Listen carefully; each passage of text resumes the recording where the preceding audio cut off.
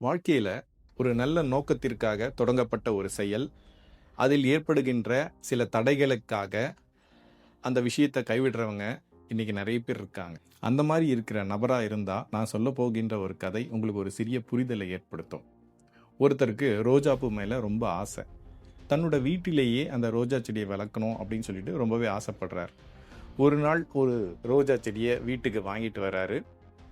அந்த செடி ரொம்ப சின்னதா இருக்கு. அதுக்கு தண்ணீர் ஊத்தி தினமும் வளர்க்க ஆரம்பிக்கிறார். கொஞ்ச நாட்கள்ல அந்த தொட்டியில் இருந்த செடியிலிருந்து முட்கள் முதல்ல வெளிவருது. இவர் தண்ணீர் ஊத்தும்போது அந்த முட்கள் இவரோட கைய பதம் பார்த்துருது.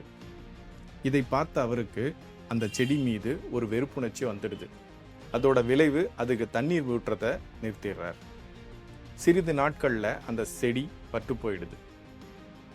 அவரோட ரோஜாப்பூ ஆசையும் அதோட முடிஞ்சிருச்சு. ஆம் நண்பர்களே, தடைகள் மீது கவனம் செலுத்தினால் இலக்கை அடைய முடியாது. நம்ம ஒரு விஷயத்தை தொடங்கும் போது கண்டிப்பா முதல்ல வர்றது நமக்கு நிறைய தடைகள், இடைஞ்சல்களாக தான் இருக்கும். அதற்காக பின்வாங்கிடக்கூடாது.